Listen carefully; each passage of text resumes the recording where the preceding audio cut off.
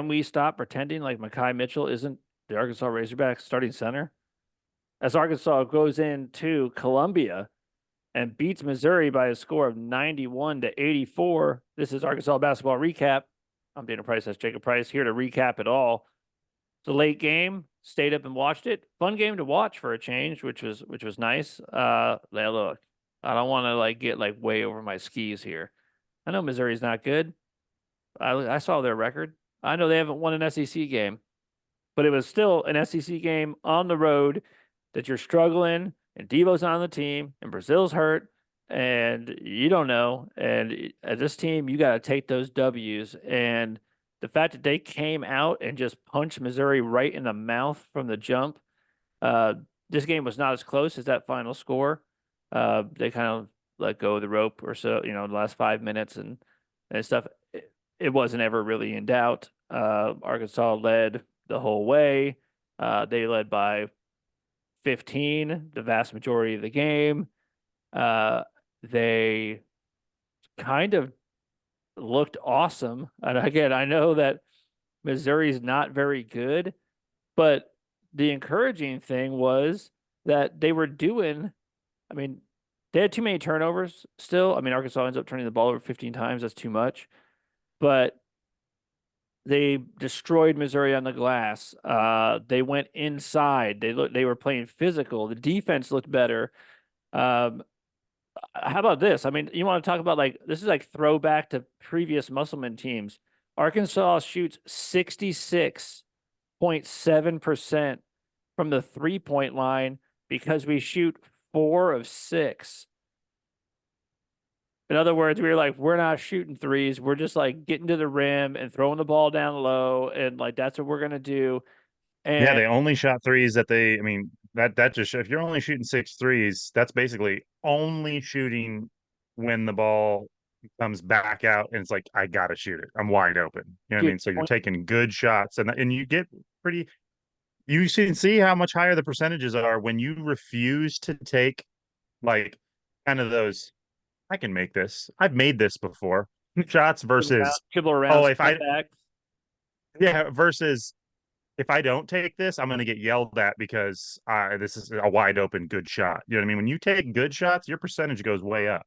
Yeah. And you take tough shots, they go down. Even if you are capable of making them. Yeah. It's a stupid, But easy thing to say, obviously, dude, but points in transition. Points off turnovers, getting easy buckets, shooting well from the free throw line, all of it. Again, I know it's not like they did this against, Tennessee or whatever, but it's a start. And you're talking about a team that lost to, Greensboro and as not looked good in some games. And there are some things even when you're playing, and Missouri's been competitive. They've lost a lot of games, but they've been very close in a lot of games. This game wasn't that close, but I felt like Arkansas played better defense this game. They were doing the things. They were taking better angles. They were being physical. They were all those things.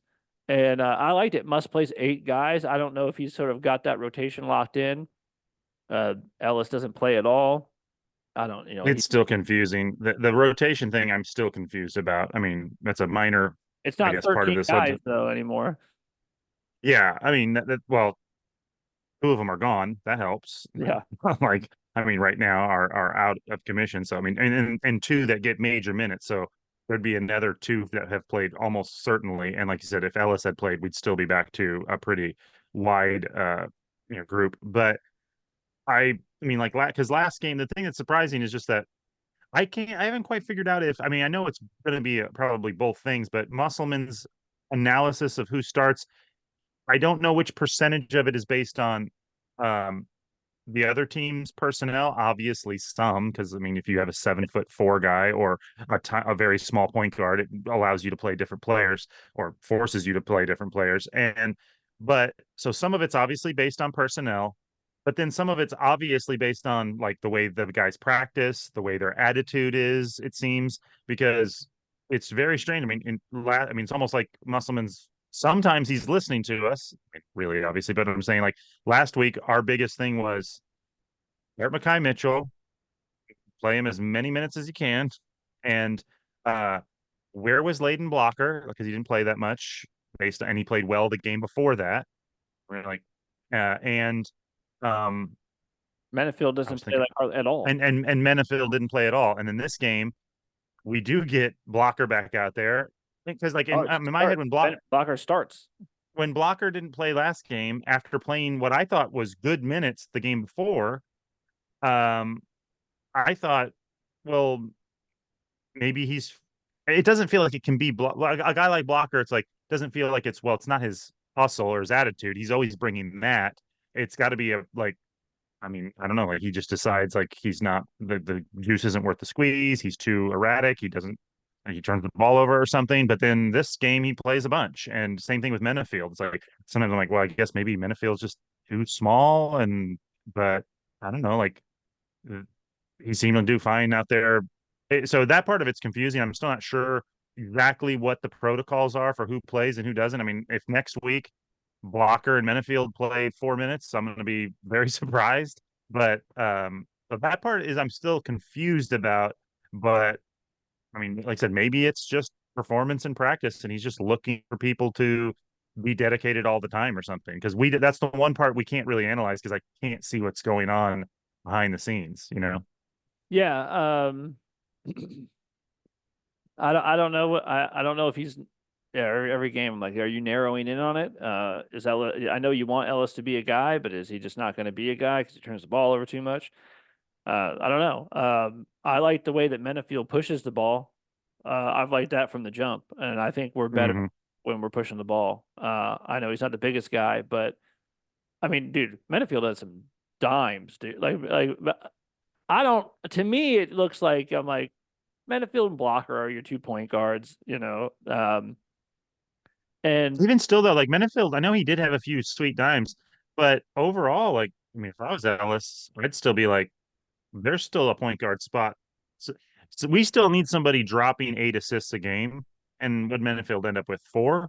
I mean, I know he had three almost at the very end of the game, so he might have only had three, but yeah, that's yeah, still yeah. I mean, Menafield was good. I mean, Menafield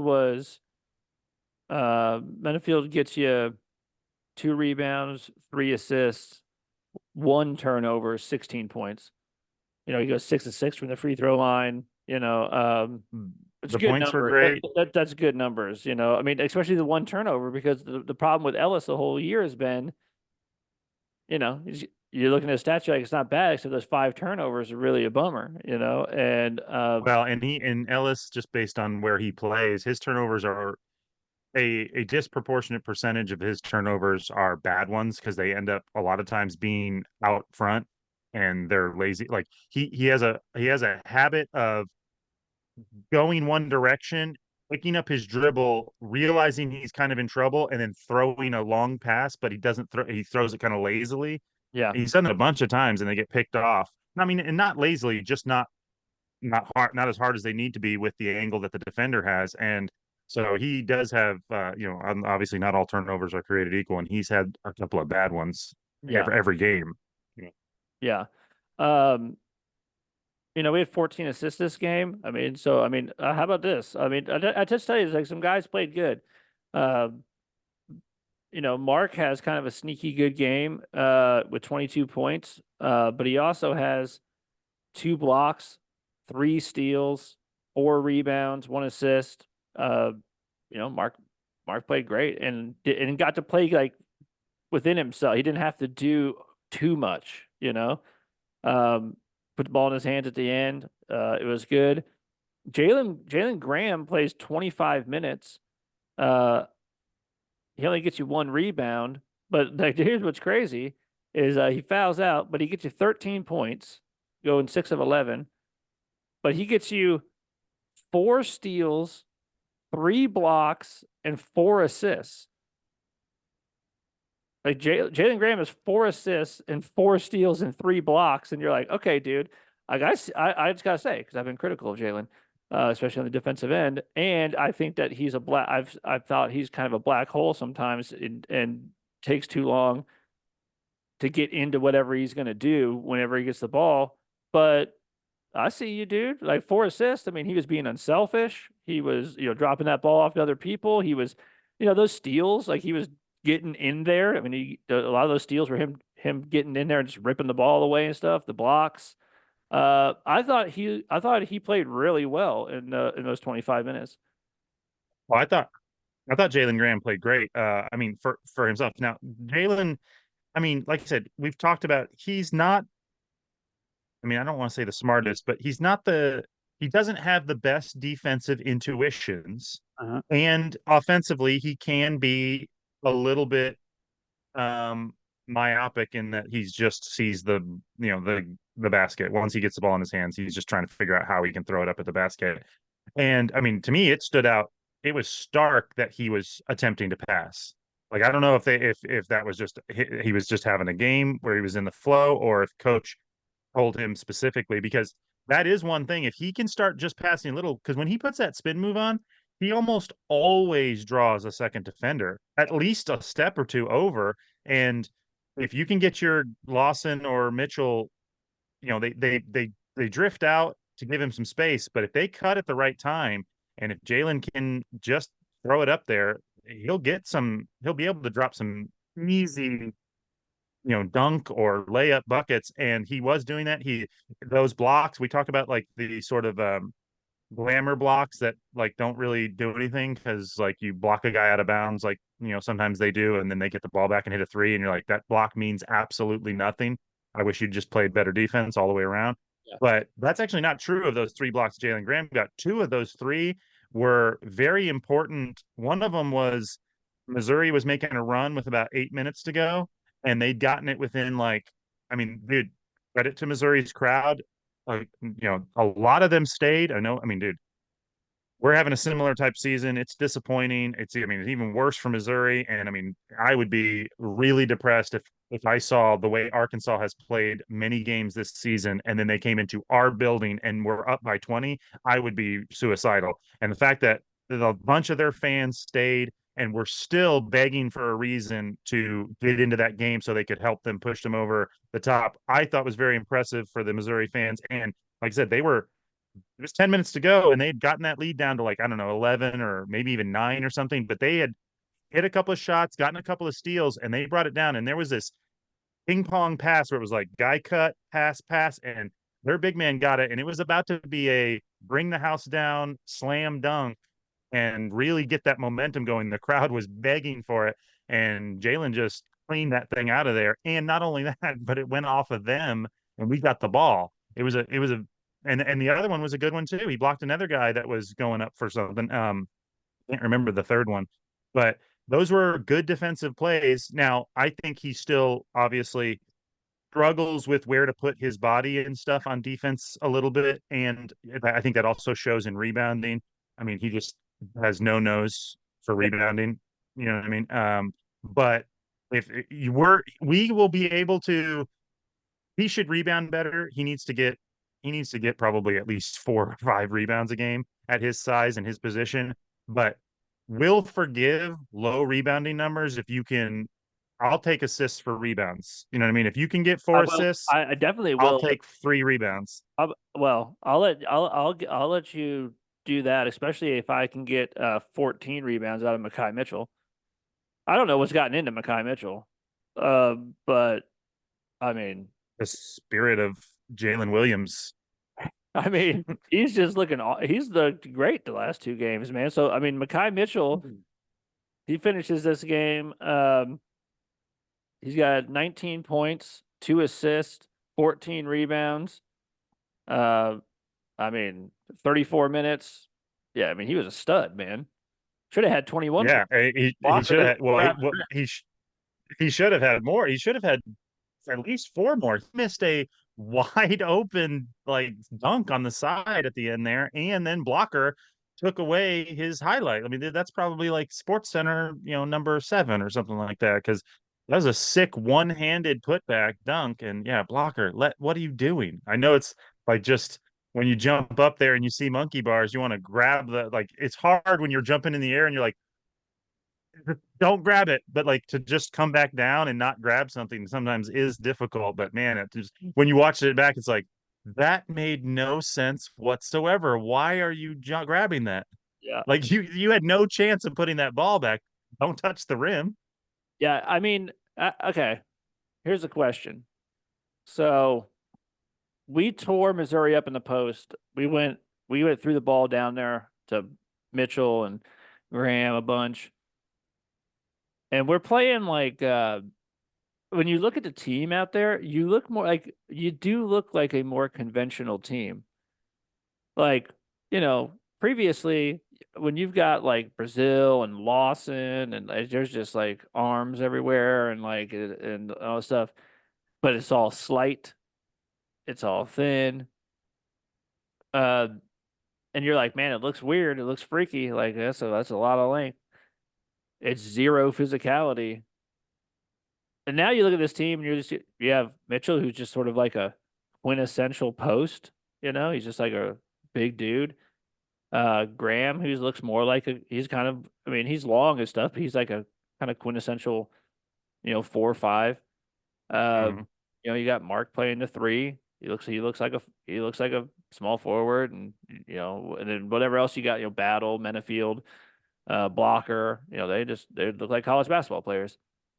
Uh, and we're playing better, and so this is the question. And it's weird to even pose it because like you want to say, well, the obvious answer is no. But for like because of the things we're lacking, and this doesn't say anything about like this person as a player, but like is this team that much better with Brazil? I mean, if you're gonna play Brazil at the 5, like are you better off with Brazil at the 5 than Mackay? No way. Not that. No, not that.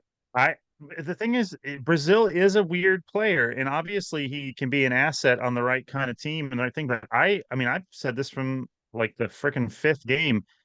I think a lot of the defensive breakdowns, not I mean, I'm not talking about the whole game, but there are a significant number of defensive breakdowns that if you go back and look at how the play started, start with Brazil not paying attention or being a little bit out of position. And so I actually do think overall, I mean, I don't know, there's probably analytics on this. Like I bet his defensive plus minus are not great. Um, and like I said, you can be fooled a little bit by once every 10 minutes he comes flying out of the rafters and throws a ball into the bleachers. But that doesn't mean that the rest of the game he's playing great defense. And I think even offensively, with his lack of aggression, the fact that he's not been playing with confidence or enthusiasm, or like he looks timid when he gets the ball. I'm not sure if the offense is not like if you're him and you're going to catch the ball at the 3-point line and just kind of look for the shot and then pivot and then take 3 dribbles and then hand it back to the point guard, it's like, well, that's not that helpful. You know what I So, mean? Like so, you but just I'll put it this way: I think you're better. I think this team is best when Mackay. So if you just take the 5 spot, this team is best when Mackay's playing the 5. mhm. I think we agree on that, right? I mean, we've been Dude, I again. said that after the The, Purdue the, game. I yeah, mean, go back and watch the Purdue game. I was like, I was there. Mackay was the only guy that had the physicality to even come close to putting up some kind of resistance against that freaking giant. You know what I yeah. mean? So and yeah, my mantra, like forever, like can we stop pretending like Mackay's not the starting center on this team? You're best. This team is best when Mackay is at the 5. So then you go to the 4 and you're like, okay, Brazil, like what a freaky 4, man. That's like a 6'11", bouncy, like he could shoot threes, like stretch 4 with like crazy athleticism and stuff. The problem is like, I'll pose it to you this way. So Jalen Graham, who is more of a problem for other teams on offense? Jalen Graham or Trevor Brazil? Who creates more problems for them? I think uh I think it's I Graham. think I think Brazil could. No, but who I does? just don't if Brazil was I mean, I don't blame them. It's not like I want Brazil chucking up freaking 8 3-pointers every game or something, but I'm just saying theoretically with his skill set, if Brazil was making was like punishing the big men for not coming out on him at the 3-point line by hitting, 35 plus percentage from the 3-point line and shooting them pretty consistently, taking 2 or 3 a game and keeping that defense honest. And then when he caught the ball, if he was attacking the rim, but the problem is like Jalen Graham almost always is moving, or at least initially. A lot of times I do criticize. I mean, he fades away, which I don't like. I never like when a big man gets within 6 feet of the basket and then is fading away. So like when it comes off the heel of the rim, they have no chance of getting the putback.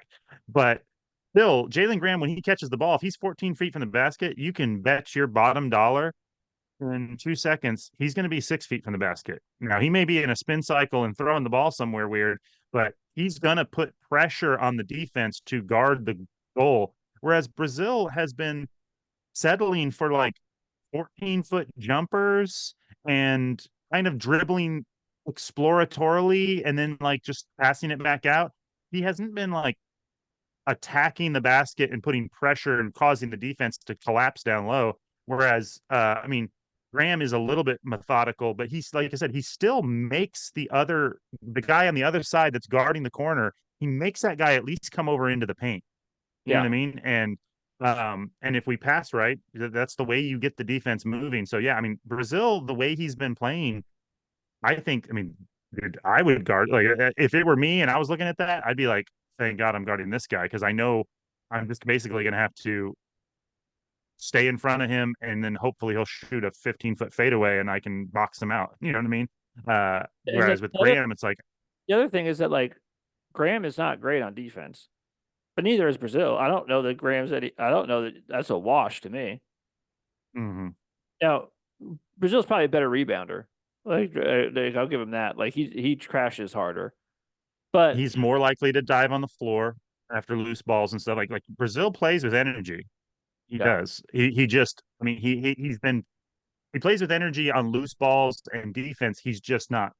I don't think he's like a great defensive. He doesn't have great defensive instincts, so it still lets him down a lot. But the same thing could be said of Graham. But yeah, I mean, I think the biggest difference is probably what you said, which is if you're going to have Makai Mitchell down there as the center, you've got to have your forward putting pressure on the defense down low. You know what I mean? I mean, he's got to be. Whereas Brazil has been too far away from the basket, too much. yeah, yeah. I think that's right. Um, so we'll see. I mean, I don't. I have no idea what's going on with Brazil when he'll be back, if he'll be back. I have no idea. They've not said anything. Um, so you get a 8-guy rotation here. The minutes breakdown. Graham plays 25 minutes. Would have played more if he didn't foul out. Uh, Lawson plays 16 minutes, so he started, but didn't play. That's I mean, he played a decent amount, but Blocker plays 29 minutes. Mark starts, plays 34 minutes. Battle starts and only plays 15 minutes. Makai does not start. Makai comes off the bench, tied with Mark for the most minutes with 34. Menefield comes off the bench. He plays 33. And Davenport comes off the bench and plays 14. That kind of seems like some pretty vintage Musselman stuff. So you got 3 guys Mm-hmm. logging, 33 plus minutes. One guy in blocker almost at 29 minutes. So almost 4 guys with 30 or to 34 minutes. Then you got 16, 15, 14. That kind of seems like vintage Musselman stuff there. Yeah. The I the mean, ba- and like the battle thing is interesting. I mean, he starts battle. Battle does only play 15 minutes, which is, I mean, we've had games where he doesn't play at all. I didn't think Battle played bad. I mean, he was 2 of 6, but he was 2 of 2 from the 3-point line. He did get 3 rebounds, had 2 assists, had 2 steals. I 6. thought his minutes were good. Yeah, I mean, I thought it was. he played well on defense. He played with, you know, a lot of energy and enthusiasm. Like I said, I mean, in the same in half the time he got the same amount of rebounds as uh Graham. Yeah, You know what I mean? Or more. Yeah, yeah. What did Graham? Did you say Graham only had 1 rebound? Graham does have 1 rebound. Yeah, somehow. I mean, Walker. somehow Davenport in 14 minutes, he only takes 1 shot. He had 4 fouls. He was just like having kind of frustrated. Yeah. He. You could tell he was out of sync. But so I mean, it wasn't like he took a bunch of bad shots. He took 1 3, missed it. So what? The other, but what he did have is in 14 minutes, Davenport gets 3 rebounds. So Mhm. there's that.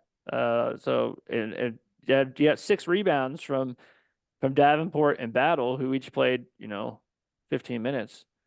Uh, that's not terrible. Yeah, I mean, I think that this game, if you're, I mean, it's disappointing that we, lost to Kentucky at home. I mean, not that disappointing. It's expected, but I mean, we said this last time. I think that they played better as a team, and individuals played um, had a lot of improvement on defense and rebounding, and just the way that they, even the offense doesn't look as stagnant. It's starting to like look like there's some rhythm to it. And this game was a continuation from the Kentucky game, and I'm glad to see that they. I mean, I don't want to get, like you said, you don't. This team is still very capable of, going out there and laying a herd. As far as, it's not like we didn't win by 30 or something like that. It's not like they found this newfound thing. And you can imagine, a version where a good 3-point shooting team causes a lot of problems for us, packing that defense down in the paint and loosens it up and, humiliates, or gets you discouraged. But they're playing better. Uh, I still think, I still think we're going to lose some games. I mean, Makai Mitchell is going to get in some foul trouble playing the position he plays, and that's going to hurt us in some game in the future. But I mean, I wish we had another. I wish we had his brother here too, so we could have 10 fouls for those guys. Um, but this, I think it's as good as you can hope for coming off of that Kentucky loss. They went into a hostile environment with a team that was kind of desperate for an SEC win. And probably, if I'm a Missouri fan, going, this is our chance to get our first. I mean, it's at home against a middling SEC team. And you could tell that crowd wanted it. And our guys came out and, like you said, played really well, especially at the beginning, managed to maintain it and hold on to it. Would have been nice if we had finished winning by 20, but, um, you know, credit to Missouri. They didn't ever really give up. They kept playing hard. And um, I think there's reason to be encouraged. I mean, it's like you win one at a time.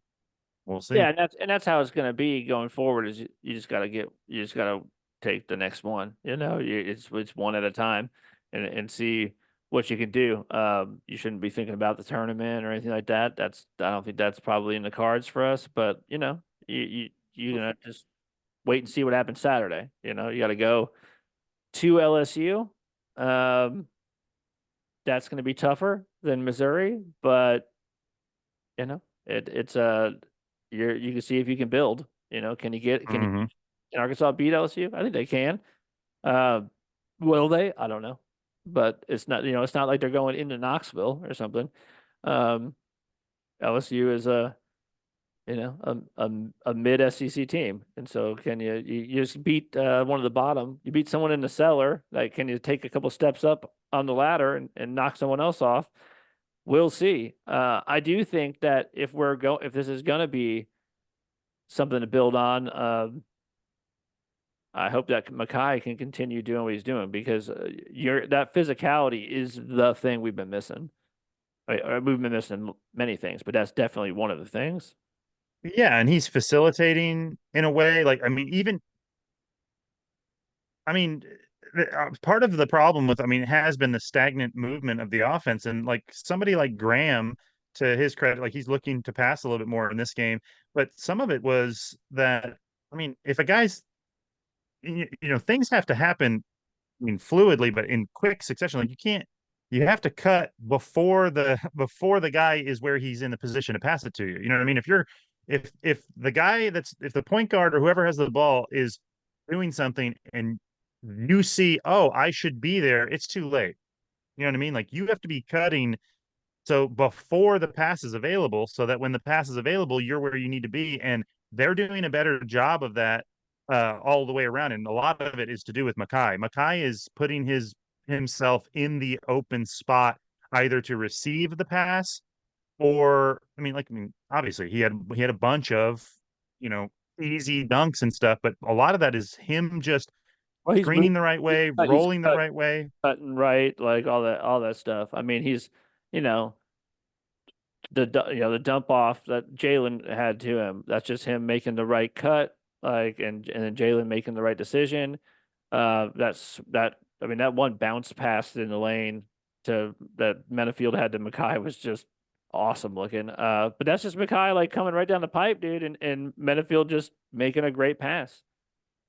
Dude, there's sometimes I'm telling you, I mean, a great passer will you know how whenever you see a great passer, like we play with a couple of them, like they're like frustrated that the got people aren't where they need to be. It's like I want to pass you the ball and drop a dime on you. What are you doing? Like move, turn your body the other way. Like go over there now, set a screen for him. Now cut back. Like I'm. Can't you see where I'm like this and I'm looking over there? Like why aren't you cutting? You know what I mean? And so some of assists is obviously the guys who are moving without the ball. You know what I mean? It's not all on the passer. Part of receiving a good pass is being in the right spot.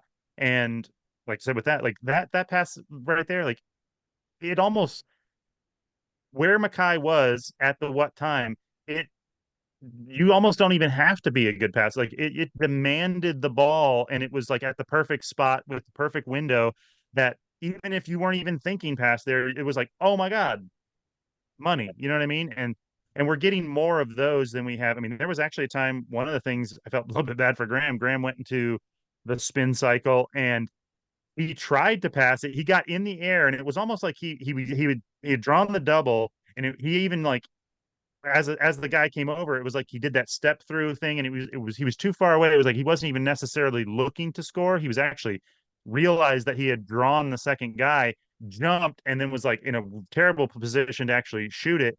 And you could tell he wanted to throw it to I can't remember if it was Mackay or Lawson that was in at that time, but they had like started to try to box out or something, and they had their back turned, and it was like really wasn't his fault. It's like they should have been facing like they went out gave him space. He started driving. They should have been cutting towards the basket at that time. And instead, he just kind of like threw it away. But I was looking at it going, well, that's not, I mean, he probably, don't jump in the air without knowing what you're going to do, and probably just chuck it up at the basket. But at the same time, I was like, that's one of those ones where he got let down a little bit by, somebody not paying attention. I So, know this dude. but He had that one, like he's got that in the lane push shot. It's a weird shot. It's not even like a floater. Like it's a weird push shot like that he it's does. like a slow hook. Yeah, it's weird. But he did that crap from the free throw line where he came in. He's like, man, let me shoot this like not like full extended floater like teardrop. Like that you see people do like guards get in the lane and throw up that teardrop floater and it looks all pretty. He's like, let me just spin and just like push this from the free throw line. Just nothing but the bottom of the net. I tell you what, dude, someone does that to me in a game, I'll be like, what in the world? like that, Mhm. like that looked crazy. Well, oh, my lighting's all bad, but yeah, put back on my Razorback gear because they played it. Not just because they won, but they also played respectably. I You did. know, I did. so Player of the game? Mackay. Yeah, it's Mackay. The second double double in a row. The double double king, Mackay Mitchell. Well, and it should be said, I think. I mean, I don't want to get. I'm. I mean, the cynical Razorback fan in me is literally going. Well, any second now in garbage time, Mackay's going to blow his knee out or something. Now that he seems like one of the most important players on our team, but the way even his attitude after the game, it's not like it's lost on him. It feels like he's taken the leadership role. I mean, honestly, especially since Devo left, it feels like, I mean, Yeah, he's the main guy from this on this team. Everybody else is new. You know what I mean? Other than, I mean, obviously Graham was here, but Graham didn't hardly play last year. And Graham ain't no leader, I don't think. You know what I mean? But Brazil's hurt. So like Mackay is basically taking what the emotional leadership role. Um, and I think that helps because I think everyone was looking to Mark and maybe that's why. and Maybe that's even part of why he's coming off the bench. I mean, I don't know that maybe Muss and him have discussed it. Maybe it's uh, hey, I need you to be a leader, and one of the things I want you to do is I want you to do more and all this kind of stuff. But I also want you to come off the bench because uh, to show them that like you could be like, I mean, he's been the best player on the team the last 2 games coming off the bench, and he's still playing. I mean, he played 34 minutes or whatever. He's playing major starter minutes. But just to like, if you do feel, and I don't know if this is the case, but if ego is a problem on this team, or this team lacks some individual humility or whatever it is, that's something that a leader would do, is to say like, I'll come off the bench and show you that like it's okay. Well, yeah, and even like, I mean, I don't know how much of it was joking. But when Blocker took that put back away from him, when they went back down the other end and the guy got fouled there at the free throw line, he looked like he was like not. I mean, he wasn't yelling at him, but he looked like he was like, "What are you grabbing? Like, what are you doing? Wake up! I'm Yeah, playing hard. I'm dunking it. What are you doing? You're just grabbing the rim and cock blocking my awesome highlight play." Like, I mean, he didn't. I mean, it looked like the kind of like a scolding a little bit, and you could tell Blocker was a little bit like looking away, like, "All right, yeah, I know. I mean, I feel bad." And then after the game, you could tell he was like, um, hyped for the win and was aware of. It looked to me like he was aware of his role in it, that he was a little bit the top dog now. You know what I mean? Like, obviously, Mark is the guy that has the ball in his hands at the end, and he's our main scorer. But I think, and not that Mark is, a shrinking violet, but Mark's a quiet player. I don't think he's the best player for your leadership role necessarily. I think he's a great two, but we need. he's a great steady force, right? Mhm. Yeah, and but I mean, I like that dynamic. I really hope it develops. I'm And looking I forward felt like to. too. I even felt too like that Mackay blocker thing. It wasn't like a come on, bro. Like it felt more even more like yeah, it felt like a senior and a freshman is what it felt like. It felt like that. That's what you know what I mean. Like that's what it's supposed to feel like. Well, Like and a instructive. mistake is a mistake, but that's a pretty stupid mistake. Yeah, Like, there's just, you can't grab the rim. yeah, yeah, You can't jump up there, not touch anything, and then just grab the rim. yeah. I mean, and I mean, understand. I mean, I've never jumped that high in my life, so if your eyes are level with the rim, I probably want to grab it. So you've had a gentle By the landing way, too, but that being said, a blocker did play well in his 29 minutes. He was 2 of 2. I mean, so he only took 2 shots. He was 100%. Went 5 of 6 from the free throw line. Let's go blocker, which it had been a little bit of a struggle for him. So he goes 5 of 6. He does get you 3 rebounds, 2 assists, get you a steal. Yeah, and just played good defense. He was playing good defense. That dunk was like, I mean, like, by the way, if you were wondering if he can jump, like that dunk was yeah, it was Devo-esque. We'll put it that way. mm, That looked like vintage Devo, which Blocker looks like sometimes. So anyway, I mean, when we played Purdue, I felt like when watching that game live, I was like, oh yeah, Mekhi Mitchell's the man. He was the, like, we nobody else could stand up against the big guy as far as physicality, and he was just banging down there and fighting for rebounds and boxing out. And uh afterwards, when we were leaving, he was walking across the parking lot right in front of my car, and like walked like literally like 5 feet in front of my car, and we rolled the window down, and I was just like, dude, great game, and of course he was just like, yeah. But I mean, what I meant was, we could not have won that game without you. I know everybody played well in that game, but what I said in my spirit to him at that point was, dude, I see you when you were balling that game. And it honestly, I felt like, yeah, his I'm glad to see this come out, because we were talking about it the whole time. And like, I feel like he's that guy. Like, I mean, now this. he has something that none of the other big guys have. I know this. If I Makai mean, doesn't play next game, then I quit. Then yeah. I just quit. I gotta It's just inexplicably with no injury. It's just no, like he just just like does. coach's What if he decision. plays 4 minutes? Yeah, coach's decision. Makai plays 4 minutes. I'm just be like, I quit. I don't know. I don't Yeah. know. Obvious. Blocker doesn't play. Ellis plays. Benefield plays just benched. Yeah. Like I don't know Um, what's going on here. Battle plays 40 minutes. Yeah. No. But, Yeah. We'll see. I mean, I think we found. I mean, I definitely don't think that's going to happen. But yeah. I mean, and when you really think about it, I mean, Mekhi Mitchell's 24. yeah, dude, he's a full grown man. That's a like, you know, he's 6 years older than the freshman. The difference between an 18-year-old and a 24-year-old, with especially when you're talking about years put in the gym and just size and experience and maturity.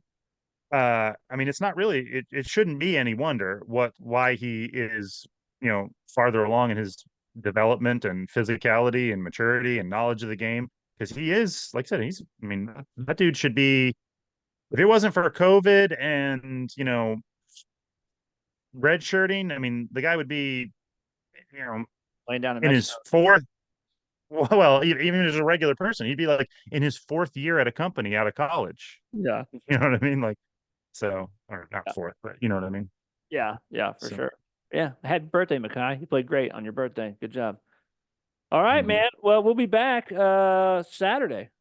Got an early tip on Saturday, so we'll try to get something out on Saturday after the LSU game. Let's see if we can build on it. I'll see you then, bro. All right, dude. Have a good one.